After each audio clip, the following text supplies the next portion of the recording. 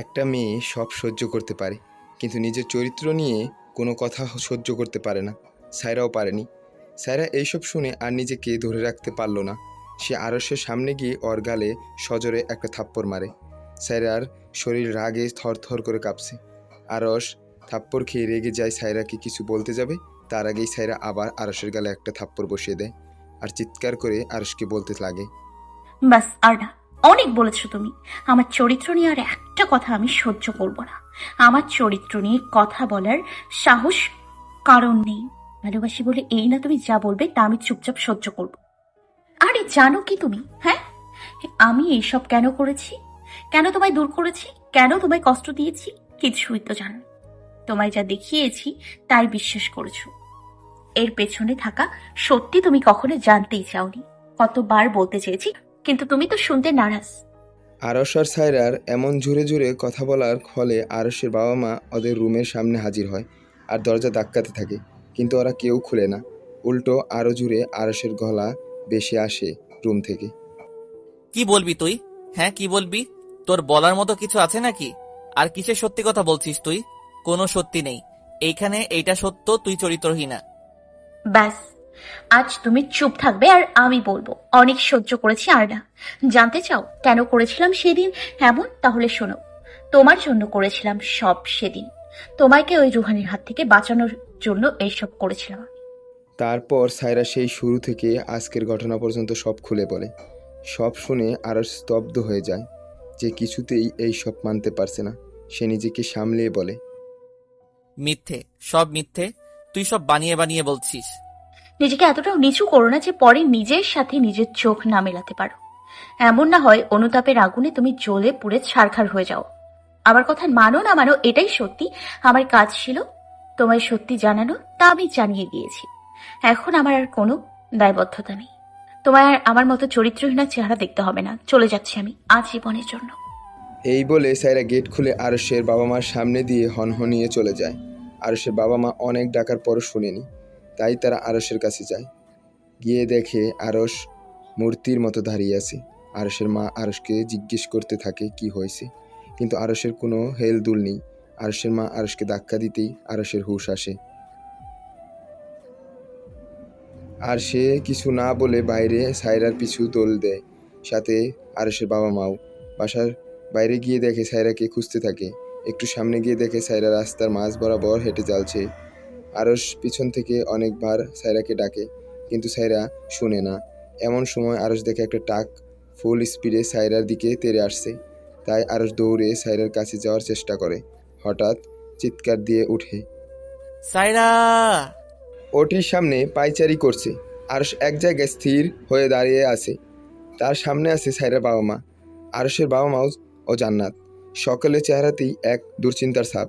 কিছুক্ষণ পরেই ওটির লাল লাইটটি অফ হয়ে যায়, আর ভিতর থেকে এক ডাক্তার আর নার্স কথা বলতে বলতে বের হয়। আরশ দৌড়ে ডাক্তারের কাছে যায়, সাথে সকলে তার সামনে গিয়ে দাঁড়ায়। ডাক্তার, সাইরা কেমন আছে? ও ঠিক আছে তো?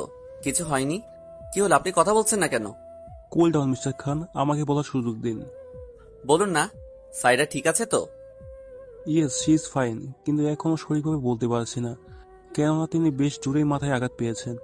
যদি 24 ঘন্টার মধ্যে তার জ্ঞান না ফিরে, তাহলে আমাদের ভয় আছে যে তার হয়তো শর্ট মেমোরি লস হতে পারে। মানে? মানে তিনি হয়তো কিছু সময়ের জন্য স্মৃতি মুছে যেতে পারে। যে কোনো ব্যক্তি তার স্মৃতি থেকে পুরোপুরি মুছে যেতে পারে, কিন্তু এমন হওয়ার চান্স খুবই কম। তাও আমরা কিছু গ্যারান্টি দিয়ে বলতে পারছি না। এই বলে ডাক্তার চলে যায়, আর আরশ সেখানেই দপ করে বসে পড়ে। তার মাথায় এখন শুধু সেই ডাক্তারের বলা কথাগুলোই বনবন করছে, আর নিজেই নিজেকে বলছে। তাহলে কি সাইরা তাকে ভুলে যাবে? ভুলে যাবে যে সে আরুষের? সাইরা ভুলে যাবে যে সে আরুষকে ভালোবাসে? না, সাইরা কিছুতেই ভুলতে পারবে না। আমি ভুলতে দেব না ওকে। ওকে আমায় মনে রাখতে হবেই। তখন জান্নাত এসে আরশের কাঁধে হাত রাখে, আর তা দেখে আরশ বলে, সব আমার দোষ, তাই না জান্নাত? আজ আমার জন্য সাইরায়ের এমন অবস্থা, তাই না? আমি ওকে বাঁচাতে গিয়ে নিজে আঘাত করে ফেললাম। আমি অনেক বাজে, তাই না? আজ ওর এই অবস্থার জন্য শুধু আমি দায়ী। কেন যে আমি আগে ওর কথাগুলো শুনলাম না? কেন? দেখেন ভাইয়া, আমি জানি না আপনাদের মাঝে কি হয়েছে, কিন্তু এতটুকু বুঝেছি যে হয়তো অনেক বড় কিছুই হয়েছে। যার জন্য আজ আপনাদের দুইজনের আজ এই অবস্থা। কিন্তু আজ সাইরার সাথে যা হয়েছে তা অনিচ্ছাকৃত। আপনি তো ওকে বাঁচাতে চেয়েছিলেন, কিন্তু দুর্ভাগ্যবশত সাইরা আঘাত পেয়ে যায়। এটাতে তো আপনার কোনো দোষ নাই। না, আমারই দোষ। না আমি ওকে ওইসব বলতাম, আর না ও আমার সাথে রাগ করে বের হতো আর এইসব হতো। কি হয়েছিল তখন তাই তো ভাবছেন? তাহলে চলুন কিছু সময় আগে গিয়ে ঘুরে এসে দেখি কি হয়েছিল। যখন আরস বাসার বাইরে গিয়ে সায়রাকে খুঁজতে থাকে, তখন একটু সামনে গিয়ে দেখে সায়রা মাঝ রাস্তা বরাবর হেঁটে চলেছে। আরস পিছন থেকে অনেকবার সায়রাকে ডাকে, কিন্তু সায়রা শোনে না। এমন সময় আরস দেখে একটা ট্রাক ফুল স্পিডে সায়রার দিকে তেড়ে আসছে। তাই আরস দৌড়ে সায়রার কাছে যাওয়ার চেষ্টা করে আর গিয়ে সায়রাকে বাঁচিয়ে ফেলে। সে সায়রাকে নিয়ে রোডের অন্য পাশে ফেলে আর ট্রাকটিও অন্য পাশ দিয়ে চলে যায়। আরস ভয়ে সায়রাকে আগলে রাখে, কিন্তু শেষ আর রক্ষা হয়নি। আরস উঠে যখন সায়রাকে উঠাতে যায়, তখন সে দেখে পাশে রক্ত। তা দেখে আরস ভয় পেয়ে যায়। সে আস্তে আস্তে সায়রাকে ডাকতে থাকে, কিন্তু না, সায়রা আর কোনো হেলদুল নেই। সে সায়রাকে নিজের বাহু ধরে দিতেই দেখে সায়রা সেখানে পড়েছিল, যেখানে একটা বড় ইটের টুকরা, আর ইটের গায়ে রক্ত, আর সায়রার মাথা থেকে অনবরত রক্ত পড়েই চলেছে। আরশের বুঝতে দেরি নেই কি হয়েছে। তখন আরো চিৎকার দিয়ে বলে ওঠে, সাইরা, সাইরা চোখ খুলো, এই সাইরা। তখন আরশের বাবা মা আসে আর সায়রার এমন অবস্থা দেখে তাড়াতাড়ি ওকে নিয়ে হসপিটালের জন্য রওনা দেয়। যা হওয়ার হয়ে গিয়েছে, তা তো এখন আমরা বদলাতে পারবো না। এখন আল্লাহ বাদে কেউই আমাদের সাহায্য করতে পারবে না। এই কথা শুনে আরশ আর দেরি না করে অজু করতে চলে যায় আর হসপিটালের নামাজ ঘরে গিয়ে নামাজ পড়তে থাকে। মোনাজাতের সময় চিৎকার করে কান্না করতে থাকে আর আল্লাহর নিকট সায়রাকে ভিক্ষা চেতে থাকে। আরশের এমন পাগলামো দেখে সবার চোখে পানি এসে পড়ে। 18 ঘন্টার মাথায় সায়রার জ্ঞান ফিরে। সকলে আল্লাহকে শুকরিয়া আদায় করে। আরশ এই খবর পাওয়ার সাথে সাথে আল্লাহকে শুকরিয়া আদায় করে এবং দ্রুত সায়রার কাছে যায়। সায়রা আস্তে আস্তে চোখ খোলে। চারদিকে সকলেই ওকে ঘিরে দাঁড়িয়ে আছে। সকলে একে একে সায়রাকে এইটা সেইটা জিজ্ঞেস করছে। সায়রা হা হু জবাব দেয়। আরশ দূর থেকে দাঁড়িয়ে সায়রাকে দেখছিল। একে একে সকলে বেরিয়ে যায়। সায়রা দরজার দিকে তাকাতেই আরশকে দেখতে পায়। সে আরশকে দেখে মুখ ঘুরিয়ে নেয়। আরশ ধীর পায়ে সায়রার দিকে যায়। একটা চেয়ার টেনে সায়রার সামনে বসে। ওর হাত দুটো নিজের হাতের সাথে বাজে নেয়। সায়রা এখনো অন্যদিকে মুখ ঘুরে শুয়ে আছে। কি আমার দিকে তাকাবে না? কথা বলবেন আমার সাথে? সায়রা অবাক হয়ে আরশকে দেখছে, কেননা আরশ আজ প্রথমবার ওকে তুমি করে বলছে, কিন্তু অতঃপর নিজেকে সামলে আবার অন্যদিকে মুখ ঘুরে নেয়। আমি জানি আমার কোনো ক্ষমা নেই। আমি তোমার কাছে ক্ষমা চাইবো না। তুমি আমাকে শাস্তি দাও, কিন্তু তা আমার কাছে থেকে। আমি তোমার দেওয়া সকল শাস্তি মাথা পেতে মেনে নিব। আমাকে তুমি শাস্তি দাও, কিন্তু আমাকে ছেড়ে যেও না প্লিজ। আমি বাঁচবো না তোমাকে ছাড়া। তুমি আমায় চোখের সামনে যা দেখেছো, যা বলেছো, আমি তাই বিশ্বাস করেছি, কিন্তু তার পিছে লুকিয়ে থাকা সত্যটা আমি বুঝতে পারিনি তোমার ভালোবাসা। Sorry for that. তুমি আমায় বারবার সত্যি বলতে চেয়েছো, কিন্তু আমি শুনতে চাইনি। প্রত্যেকবার আমি তোমায় অপমান করেছি, তোমার ভালোবাসাকে মিথ্যা বলেছি। মাফ করে দিও। না আছে তোমার প্রতি অভিমান, না আছে রাগ, আছে অভিযোগ। দোষ তো আর তোমার না, আমার। আমি এই তোমায় নিজের থেকে বেশি ভালোবেসেছিলাম, তাই তো আজকে আমার তার মূল্য দিতে হচ্ছে। আমি নিজেই ভেঙে গেছি। আমি নতুন করে সব শুরু করতে চাই, কিন্তু তা তোমার সাথে না। নিজের মতো করে আমি আর সবার মতো স্বার্থপর হতে চাই, নিজের জন্য ভাবতে চাই। সবার কথা ভাবতে ভাবতে আজ আমি নিজেই সব হারিয়েছি। পদে পদে অপমানিত হয়েছি, চরিত্রহীন প্রমাণিত হয়েছি। আর চাই না কোনো অপমান।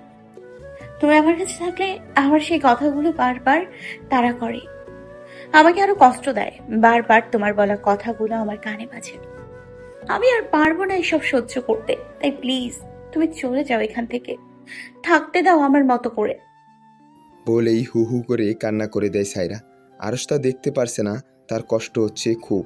তাই আরশ সায়রার কাছে যেয়ে তাকে নিজের বুকের মধ্যে জড়িয়ে ধরে। সায়রা ছটফটার মতো চেষ্টা করে, কিন্তু পারে না। ওকে ও শরীর দুর্বল, তার উপর হাতে ক্যানারাল লাগানো। তাই সায়রা চুপচাপ আরশের বুকে মাথা রেখে কান্না করে যাচ্ছে। একটা সময় সায়রা কান্না অফ হয়। তা দেখে আরশ সায়রার হাতে কাছে গিয়ে তার কপালে চোখ বন্ধ করে গভীর চুমু দিয়ে কেবিন থেকে বের হয়ে যায়। সূর্য অস্ত গিয়েছে, চারিদিকে অন্ধকার ছড়িয়ে দিয়েছে। রাস্তার পাশে সোডিয়ামের লাইটের আলোয় আলোকিত হচ্ছে রাস্তাঘাট। ব্যস্ত এই শহরে ছুটে চলেছে সবাই, সকলেই সকলের কাজে ব্যস্ত, কাউরই সময় নেই কাউকে দেখার। পার্কের এক বেঞ্চে বসে আছে আরশ, মাথায় দুটো হাত চেপে, চোখ দিতে অনাবত পানি পড়ে চলেছে। ছেলেদের নাকি কাঁদতে নেই, কিন্তু আজ আরশ তা মানতে পারছে না, কেননা তার চোখের পানি যে আজ বাদ মানছে না। আরশ এখন নিজের জীবনের হিসাব মেলাচ্ছে, কি থেকে কি হয়ে গেল আজ। এমন সময় যে তার ভালোবাসা ছিল, আজ সেই তার থেকে দূরে। এক সময় সায়রা আরশের ভালোবাসার জন্য এমন ছটফট করত, আর আজ আরশ বুঝতে পারছে না তার কি করা উচিত। সে কি পারবে সায়রা থেকে দূরে যেতে? পারবে কি সায়রা ছাড়া থাকতে? না, সে পারবে না, কোনো মতেই পারবে না। আরশ যখন এইসব ভাবছে, তখন কেউ এসে ওর কাঁধে হাত রাখে। এতে ওর ভাবনায় ছেদ পড়ে। সে মাথা তুলে তাকিয়ে দেখে জান্নাত। জান্নাত চুপচাপ এসে আরশের পাশে বসে। আরশ জান্নাতকে দেখে নিজের চোখের পানি মুছে ফেলে। আজ জান্নাতের আরশের উপর মায়া হচ্ছে। চুলগুলো পুরো অগোছালো, চোখগুলো একদম লাল হলে ফুলে রয়েছে, গালের এক কোণে পানি চিকচিক করছে, সাদা শার্টের মধ্যে দাগ দাগ রক্তের ছাপ স্পষ্ট। এত তাড়াতাড়ি হার মেনে নিলেন ভাইয়া? এত সহজে হেরে যেতে দিলেন নিজের ভালোবাসাকে? কে বলেছে আমি হেরে গেছি বা আমি হার মেনে নিয়েছি? তা না হলে এখানে একা বসে বসে কেন নিজের চোখের জল ফেলছেন শুনি? নিজেকে স্ট্রং করছি, যাতে পরবর্তীতে এই অবাধ্য চোখের জল যেন আর না পড়ে। আর তার থেকেও বড় কথা, নিজেকে টাইম দিচ্ছি যে আমার এখন কি করা উচিত। একবার যদি সাইরের কথাগুলো শুনতাম, তাহলে আজ হয়তো পরিস্থিতি এমন হতো না। আমি বলবো না, দোষ এইখানে শুধু আপনার। আপনাকে তেমন দোষ দিতে পারছি না, কেননা আপনাকে যা বোঝানো হয়েছে তাই বুঝেছেন। কিন্তু তারপরও আপনার নিজের ভালোবাসার ওপর বিশ্বাস রাখা দরকার ছিল। জানেন, সায়রা নির্ভয়ে আপনাকে সেই কথাগুলো কিভাবে বলেছিল? আরও সেইবার জিজ্ঞাসু দৃষ্টিতে জান্নাতের দিকে তাকায়। কেননা ওর বিশ্বাস ছিল যে আপনি ঠিক ধরে ফেলবেন যে ও মিথ্যা বলেছে। ও যে কোনো কারণে বাধ্য হয়ে এসব করছে তা আপনি বুঝতে পারবেন, কেননা আপনি সায়রাকে ছোট থেকে চিনতেন, আর সব থেকে ভালো আপনি ওকে চিনতেন। ওর হঠাৎ এমন বিহেভিয়ার করার পেছনে যে কোনো কারণ আছে তা আপনার 1 মিনিটে বোঝার কথা ছিল, কিন্তু আফসোস আপনি তা বুঝেননি। আপনি শুধু ওর মুখের কথাগুলোর উপরে বিশ্বাস করেছিলেন, ওর মনের কথাটা বোঝার চেষ্টা করেননি, অবিশ্বাস করেছিলেন ওকে আর ওর ভালোবাসাকে। কিন্তু তাও সায়রা আপনার প্রতি নিজের ভালোবাসাকে কমতে দেয়নি, সকল কষ্ট মুখ বুঝে সহ্য করেছে, কেননা ওর নিজের ভালোবাসার প্রতি বিশ্বাস ছিল যে আপনি ঠিকই তার হবেনি, আর ঠিক আপনি ওরই হলেন। বড্ড বেশি কষ্ট দিয়ে ফেলেছি না ওকে? আদৌ কি সে আমায় মাফ করবে, মেনে নিবে আমায়? একটা কথা মনে রাখবেন ভাইয়া, যদি দেখেন ভালোবাসার মানুষটিকে আপনি কিছুতেই ক্ষমা করতে পারছেন না, তাহলে ভেবে নেবেন যে আপনার মনের মধ্যে কখনো তার জন্য ভালোবাসা ছিলই না। কারণ ভালোবাসার মানুষ যতই কষ্ট দিক না কেন, তার উপর রাগ করে থাকা যায় না, আর তাকে কষ্ট দেওয়াও যায় না। তাকে কষ্ট দিলে নিজেকে তার থেকে বেশি কষ্ট অনুভব করতে হয়। হয়তো কিছু সময় রাগ অভিমানের জন্য ভালোবাসা প্রকাশ করা যায় না, কিন্তু তাই বলে ভালোবাসা কমে গেছে তা ভাবা বোকামি। তাই বলছি, আপনার এখন সর্বপ্রথম দায়িত্ব সাইরাই রাগ ভাঙানো, আর ওকে আপন করে নাও। ওর না চাওয়া সত্ত্বেও ওকে নিজের সাথে বেঁধে রাখা। আর বাকি আপনার কি কি করতে হবে তা তো আমার থেকে আপনিই ভালো জানেন। আরশ এতক্ষণ মন জান্নাতের কথাগুলো শুনছিল। জান্নাতের কথা সে বুঝে গিয়েছে যে তার কি করতে হবে। সে জান্নাতকে বলে, থ্যাঙ্কস জান্নাত, আজ তুমি না থাকলে আমি সঠিক ডিসিশন নিতে পারতাম না। এখন আমি জানি আমার কি করতে হবে। এই বলে একগাল হেসে ইন হসপিটাল সারা চোখ বন্ধ করে শুয়ে আছে। এমন সময় তার দম বন্ধ হয়ে আসতে শুরু করলো, শ্বাস নিতে কষ্ট হতে থাকে। সে চটজলদি চোখ খুলে যা দেখলো তাতে ওর মাথায় আকাশ ভেঙে পড়ল। আরশ ওর ঠোঁট দুটো আঁকড়ে ধরেছে। আর যে এমন পরিস্থিতি, এমন জায়গায় এমন কিছু করতে পারে, সায়রা তা কল্পনারও বাহিরে ছিল। সায়রা নিজেকে সামলিয়ে ছাড়া পাওয়ার জন্য ছটফট করতে লাগলো। এক হাত দিয়ে ধাক্কা দিতে থাকে আরশকে, কিন্তু আফসোস সে চুল পরিমাণও আরশকে সরাতে পারেনি। কিছুক্ষণ পর আরস সরে আসে আর সায়রা রেগে বলে, হোয়াট দ্য হেল, এসবের মানে কি? কোন সবের? তুমি ভালো করেই জানো আমি কিসের কথা বলছি। তুমি আগে এটা কি করলে তুমি? ও, ওইটা? কেন তুমি বুঝো না কি করছি? বউকে আদর করছি। আপনি না আমায় বউ মানেন না? তাহলে এখন আবার বউয়ের কাছে আসছেন কেন? তাও আবার আমার মতো চরিত্রহীনের কাছে। হুম, তুমি চরিত্রহীনা নও, বরং তুমি তো ফুলের মতো পবিত্র। তোমার সাথে কারোর তুলনা হয় না। আর হ্যাঁ, কে বলেছে আমি তোমায় বউ মানি না? আমি তো মনে প্রাণে শিরায় উপশিরায় ধমনী হৃৎপিণ্ড কলিজা হাত পা কান চোখ গলা সবকিছু দিয়ে তোমায় আমার বউ মানি। কিন্তু আমি এখন আপনাকে স্বামী হিসেবে মানি না। So stay away from me, got it? No, I don't got it. তুই মানো আর না মানো, আমি তোমার স্বামী আর তুমি আমার বউ। আর তুমি বললে হলো নাকি? আমি যা বলবো তাই হবে, বুঝলে? এখন সরো, শুতে দাও, অনেক ঘুম পাচ্ছে। সায়রা অবাক হয়ে বলে, সর্ব মানে? মানে সরো, আমি তোমার সাথে ঘুমাবো। পাগল হয়ে গিয়েছো? এই বেডে তুমি আর আমি একসাথে কিভাবে ঘুমাবো? সোফা আছে, সোফায় ঘুমাবো। আর তার থেকেও বড় কথা, তুমি এখানে ঘুমাবে কেন? বাসায় যাও, নিজের বেডে গিয়ে ঘুমাও। বাসায় তো বউ নাই, আমার যে বউ ছাড়া ঘুম আসে না। ঢং, যাও তো এখান থেকে। আরস আর কিছু না বলে দপ করে সায়রার পাশে শুয়ে পড়ে। তা দেখে সায়রা চেঁচিয়ে ওঠে। আরে আরে করছো কি? বেড থেকে নামো বলছি, নামো। নামবো না। এই বলে আরস আলগাভাবে সায়রাকে জড়িয়ে ধরে যাতে হাতের ক্যানেলার ব্যথা না পায়। সায়রা বকবক করতেই থাকে, কিন্তু আরসের এতে কোনো ভ্রুক্ষেপ নেই। একসময় সায়রা ক্লান্ত হয়ে চুপ হয়ে যায় আর ঘুমিয়ে পড়ে। আরস সায়রার কোনো সারা শব্দ না পেয়ে মাথা তুলে দেখে সায়রা ঘুমিয়ে আসে। তা দেখে আরস বলে, তুমি চাও আর না চাও, থাকতে তো তোমায় আমার সাথে হবে। একবার তোমায় নিজে থেকে দূর করে ভুল করেছি, সেই ভুল আমি আর দ্বিতীয়বার করছি না। চিন্তা করো না জান, খুব জলদি আমি সব ঠিক করে দিব, প্রমিস। এই বলে সাইরার কপালে এক ভালোবাসার স্পর্শ এঁকে আবার ওকে জড়িয়ে ধরে শুয়ে পড়ি। এক অন্ধকার রুমে রোহানকে চেয়ারের সাথে বেঁধে রাখা হয়েছে। রোহান বারবার বাঁধনগুলো খোলার চেষ্টা করছে, কিন্তু প্রতিবারই তার চেষ্টা বিফলে যাচ্ছে। বারবার বলছে, কেউ আছে? আমাকে এখানে কেন আনা হয়েছে?